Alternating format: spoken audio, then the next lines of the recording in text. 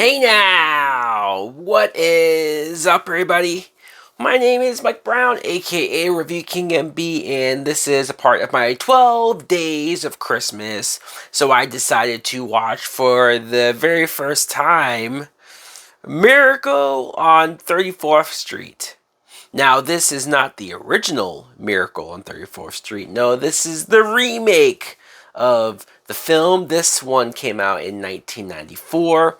It was directed by Les Mayfield. And the plot. The plot is, for whatever reason, a guy named Kris Kringle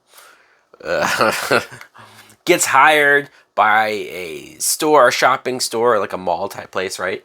And they hire him to be their new Santa Claus. Why? Because, well, their previous Santa is a drunk. He sucks. So the new Santa comes in and he's being nice to all of the kids. He's being cheerful and just giving them great joy. And he's also giving the store great business. So not only does this other competitive CEO business guy want to ruin the reputation of this Santa Claus to ruin their business, but also you gotta convince a lot of other people around that Kris Kringle is in fact the real Santa Claus. Now, what I thought of Miracle on 34th Street was eh, eh. And I know, I feel like I'm just a big sourpuss. I feel like I am the Grinch when it comes to the holiday season now at this point because I did not care for this movie. I mean, I didn't hate it. This won't be a rant where I'm ranting and raving and crapping on everything, but I just didn't really find the appeal of this movie. I didn't. Now, Richard Attenborough, who plays Kris Kringle, aka Santa Claus, I think he's great in the movie. I do. I think he's perfect at playing that warm, nice old man who you want to believe, you want to go along with, especially when he's saying all these things. But I couldn't help but think to myself right off the bat, why is Santa Claus needing a job? Like, why is Santa working at this store? Why is he working as a fake Santa Claus? Like, did Mrs. Claus kick him out of the North Pole? Does he just need a little bit of extra cash for some odd reason? I don't know. I was spending so much of like the first half of this movie trying to figure out, like, why is Santa doing this? Maybe he's trying to convince the little girl, Susan, the main character. He specifically wants to convince her that Santa is real. I guess that could be the case. But by the time he gets arrested for attacking the dude who was saying some really messed up stuff to him, let's be honest, he was trying to say that maybe Santa was touching the little kids. Like, I don't blame Santa for hitting this guy over the head with a cane.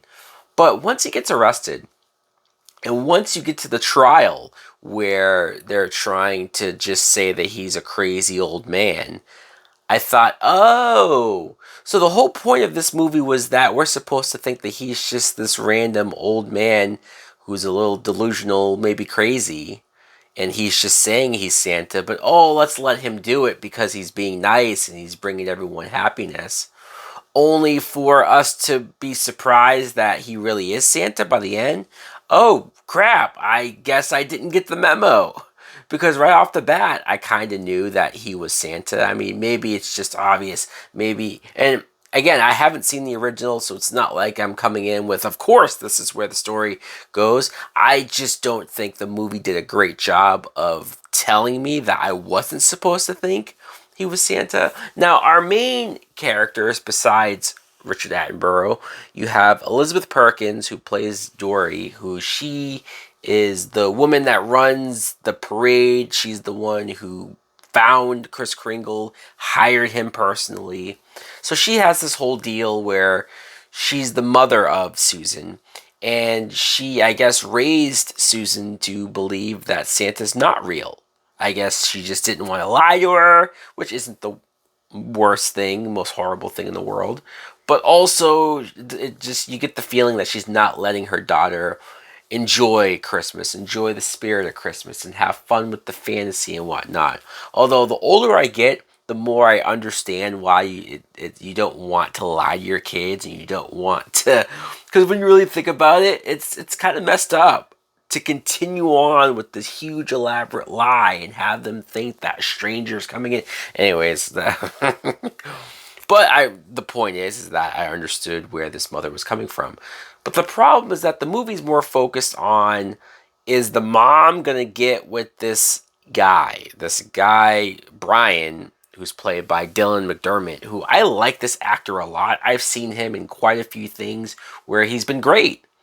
And here, it's not his fault, clearly. Even Elizabeth Perkins, I don't think it's their fault. I think they're just directed to be so bland and so wooden and so boring and uninteresting. It's like this whole movie is, forget whether or not Kris Kringle is Santa Claus. That's not the main story. No, the main plot is, will Dory and Brian get together? I guess I'm supposed to give a crap about that. I don't know, because I didn't find myself caring about it. But it's such a weird dynamic. You know, there's one scene where they kind of go out and he just pulls out an engagement ring out of nowhere. And even she's like, whoa, like, we're not even dating. Have I ever given you any inkling that I want to marry you? And he's like, well, no. So what the hell did you buy this ring for? This is so forced. This is so shoved in. And if you write in the comments that, oh, well, this is how the original movie goes, well, then I'm going to have the same complaint for that original goddamn movie, all right? This is ridiculous. This is forced. And I don't care about these characters. They don't have any personalities. They're sort of avatars for the basic functions of a human being that each of them sort of have. But of course, he ends up defending Kris Kringle in court. Goes, oh, I guess he's a lawyer. I must have missed that. So you have this villain CEO, like I said, this guy, Mr. Lamberg, who he sees the business that the Kohl store is doing with Richard Attenborough as Santa, and so he wants to take him out. And he hires James Remar and some other woman to help ruin the reputation. I'm like, what's James Remar doing here? Allison Janney is randomly in a scene where she's one of the parents who tells the store owner, or a guy that works at the store, the manager, what Richard Attenborough's Santa Claus is doing when he's telling the other parents that, hey, if you can't get the toy here, or if it's too expensive here, you can go to this other store where it's cheaper, and blah, blah, blah. Robert Prosky, who I like this actor. I remember being a kid in the early to mid 90s and seeing this guy show up in so many things. He plays the judge. And of course, he's the nicest judge in the history of the world. You have this rigmarole, which I wonder how people feel about this. The ending of the movie, and I don't care, I'm going to freely talk about this. The ending of the movie where they basically use the dollar bill, the fact that the dollar bill says, "In God we trust." They use the fact that there are people who, in their words, blindly believe in God, even though they never see him, to where, well, why can't we also believe in Santa Claus? And I'm like, okay, that's an interesting hypothesis, but did you just piss off a bunch of religious people? Did you just piss off a bunch of Christians? Like, I'm just like, wow, we really went there. Well, hey, you can't see God, so I guess Santa Claus is real as well. And I don't know, there was a lot of things about this movie that I thought was like fake and forced, as far as there was this weird tint, or maybe it was just because there was this big shining light over the character, especially Elizabeth Perkins and Dylan McDermott. Whenever they're talking to each other, there's this like glossy, bright light look over them that's supposed to make them look like they're in love. It's supposed to make it look happy and cheery. The score is very lovey-dovey whenever they're on screen. It was just very in your face of like, trying to tell me how I'm supposed to feel and try to tell me that I'm supposed to care about them, and I just didn't. Mara Wilson, who plays Susan. I think Mara Wilson, I should have talked about her earlier because she's the little girl. She's the one who, despite her mom, she is starting to believe that this guy really is Santa. And Mara Wilson, I grew up as well on her, being in a bunch of movies. Obviously, Matilda was the big one. I also remember her in Mrs. Doubtfire. She's very good. She was a very great child actress, and she was very convincing at being a little girl who was way smarter than she probably should be and knew even more than most of the adults around her, but that was her charm. And I have to praise her for that, because child actors, I see so many bad child actors, especially in these family films, to where if they're the main character, it's brutal to watch, it's rough, it's not their fault, but yet they're in my face, so I have to say that, like, hey, they suck.